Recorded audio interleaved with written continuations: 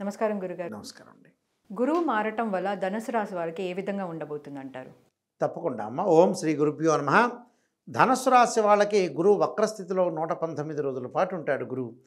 October 9వ తారీఖు మధ్యాహ్నం 2:40 దేవగురువైన బృహస్పతి వక్రస్థితిలోకి మృగశిర నక్షత్ర 2వ పాద ప్రవేశంతో ప్రారంభమైన ఈ వక్రస్థితి ఫిబ్రవరి 9వ తారీఖు 2025 మధ్యాహ్నం 12:40 వరకు ఉంటాడు. ఈ వక్రస్థితి అంటే 119 రోజుల పాటు వక్రస్థితి. వక్రస్థితి సహజంగా గోచారం అనేది ఏమిటంటే 2, 5, 7, 9, 11 స్థానాల్లో సుఫలితాన్ని ఇస్తాడు. ఈ వక్రస్థితి వృషభ రాశిలో వక్రస్థితి 40 డిగ్రీల వెనక్కి వెళుతూ ఉంటాడు. గురువు ధనకారకుడు, కుటుంబకారకుడు, వాక్కారకుడు, భాగ్య లాభాధిపతుల కారకుడు గురువు ద్వాదశ రాశుల యొక్క ఫలితాలు చెప్పినప్పుడు అన్ని గ్రహాలను మనం అనాలిసిస్ చేయాలి నిజం చెప్పాలంటే.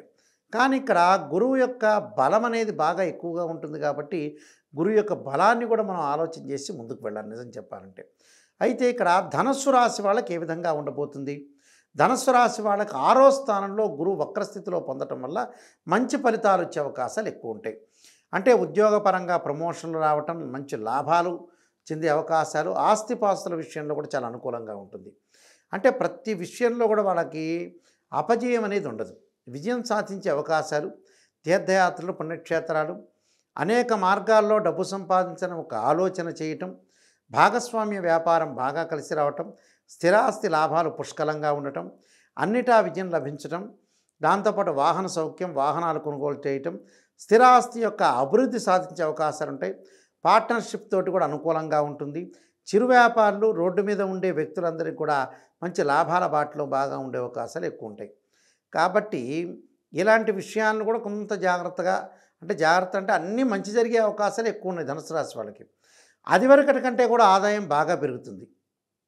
అదివరకు కంటే కూడా మంచి ఆదాయం బాగా పెరిగే అవకాశాలు బాగా ఎక్కువగా ఉంటాయి. దాంతోపాటు స్త్రీలకి గతంలో ఏదైతే వదిలేశారో చదువు కానీ, ఉద్యోగం కానీ, వ్యాపారం కానీ మళ్ళీ స్టార్ట్ చేసే అవకాశాలు ఎక్కువ ఉంటాయి. విద్యార్థులు కూడా బాగా చదువు పట్ల ఆసక్తి పెరిగి పోటీ పరీక్షల్లో కానీ, అలానే వాళ్ళైతే ఏమైతే 10th క్లాస్ కానీ, ఇంటర్మీడియట్ కానీ, బీటెక్ కానీ ఏదైతే ఎగ్జామినేషన్ సెక్టార్ నీట్ ఎగ్జామ్ కానీ, ఐఐటి కానీ, లేదా అడ్మినిస్ట్రేషన్ సంబంధించిన ఎంబీఏ కానీ ఇలాంటి వాటిలో ఏదైతే వాళ్ళు చేయాలనుకుంటారో అలాంటి వాటిల్లో రాణింపు వచ్చే అవకాశాలు బాగా ఎక్కువ ఉంటాయి. అంటే చదువుని బాగా కాన్సన్ట్రేషన్ బాగా చేసే అవకాశాలు ఎక్కువ ఉంటాయి. ముఖ్యంగా ఏంటంటే మ్యాథమెటిక్స్ సబ్జెక్ట్ ఉన్న వాళ్ళకి మటుకు ఇంకా ఎక్కువగా బాగుండే అవకాశాలు ఎక్కువ ఉంటాయి. కాబట్టి విద్యార్థులకు కూడా చాలా అద్భుతంగా రిజల్ట్స్ వచ్చే అవకాశాలు ఉన్నాయి.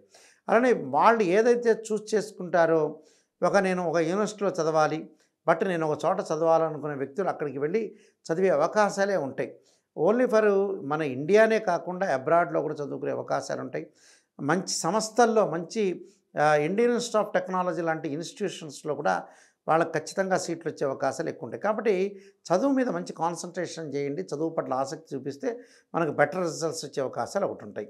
అలానే భార్యాభర్తల మధ్యలో అన్యోన్య దాంపత్యం బాగా పెరగటం, భార్యాభర్తల మధ్య గతంలో ఏదైతే చికాకులు ప్రారంభమైన వ్యక్తులకు కూడా వాళ్ళందరూ కూడా చికాకులు తగ్గిపోయి ఇద్దరు కూడా అన్యోన్య దాంపత్య బాంధవ్యంలో ఉంటారు. అన్నదమ్ముల మధ్య సఖ్యత పెరుగుతుంది, పిత్రార్జితం కూడా బాగా కలిసి వస్తుంటుంది. ఏదైతే డబ్బు ఉంటుందో అలాంటి వాటిలో కోర్టు సమస్యల పరిష్కారం కావటం, ఆధ్యాత్మిక క్షేత్రాలు, పుణ్యక్షేత్రాలు, అలానే బంగారు ఆభరణాలు కొనుగోలు చేయటం, ఇంట్లో ఎలక్ట్రానిక్ గుడ్స్, ఫ్రిడ్జ్ కానీ, ఏసీలు కానీ అలాంటివన్నీ కూడా కొనుగోలు చేసే అవకాశాలు ఎక్కువ ఉంటాయి. అంటే విజయప్రాప్తి పొందే అవకాశాలు బాగా ఎక్కువ ఉంటాయి. నూతన వ్యాపారాలు వాళ్ళు ప్రారంభం చేయొచ్చు, ఎలాంటి ప్రాబ్లం లేదు. కానీ వాళ్ళు ఆలోచన చేయాల్సింది ఏంటంటే శత్రువుల్ని ఎవరిని కూడా నమ్మకూడదు. అంటే ఎవరిని పడితే వాళ్ళని నమ్మి మోసపోయే స్థితికి రాకూడదు వీళ్ళు. అంటే అలానే ప్రతి వాళ్ళని నమ్మటం కాదు, నమ్మటము నమ్మకపోవటం అనేది ఒక కొలమానం ఉండదు జీవితంలో, మెజర్మెంట్ అనేది ఉండదు. 30 ఏళ్ళు మనకు పరిచయం వ్యక్తి కూడా 31వ సంవత్సరం మారిపోవచ్చు, చెప్పలేము. అది దానికి ఒక మెజర్మెంట్, దానికి ఒక కొలమానం లేదు. కానీ నమ్మినట్టు మాత్రం నటించాలి, కానీ పరిపూర్ణంగా నమ్మకూడదు. అంటే సంతానపరంగా ఇబ్బందులు, మంచి సంతానం శీఘ్ర సంతానం కలిగే అవకాశం అనేది ఒకటి ఉంటుంది. దానితో పాటు వృత్తి వ్యాపార రంగాలు విశేషమైన కృషి చేస్తారు, అనుకూలంగా జరిగే అవకాశాలు ఉంటాయి. ఇళ్ళు కన్స్ట్రక్షన్ చేయటం, ఇళ్ళు కొనుగోలు చేయటం, పొలాలు కొనుగోలు చేయటం, అలానే స్థలాలు కొనుగోలు చేయటం, వాహనాలు కొనుగోలు చేసే అవకాశాలు బాగా ఎక్కువ ఉంటాయి. అంటే ఇవన్నీ కూడా ఉద్యోగంలో కూడా ప్రమోషన్లు, స్థానచలనాలు, బదిలీలు జరగటం కూడా జరుగుతుంది. వ్యాపార పరంగా కూడా విస్తరణ జరిగే అవకాశాలు ఉంటాయి కాబట్టి వీళ్ళందరికీ కూడా అనుకూలంగా ఉండే అవకాశాలే బాగా ఎక్కువగా ఉంటాయి. అంటే షష్టమంలో ఏదైతే వక్రస్థితికి వెళ్ళిపోయిందో మనకి మంచి సుఫలితాలు జరిగే అవకాశాలు బాగా ఎక్కువ ఉంటాయి కాబట్టి కొన్ని మనం పరిహారాలు చేసుకొని ముందుకెళ్తే బెటర్ రిజల్ట్స్ వస్తాయి. ఎలాంటి పరిహారాలు చేసుకుంటే మంచిదంటారు? వెంకటేశ్వర స్వామి యొక్క ఆరాధన చేయాలి.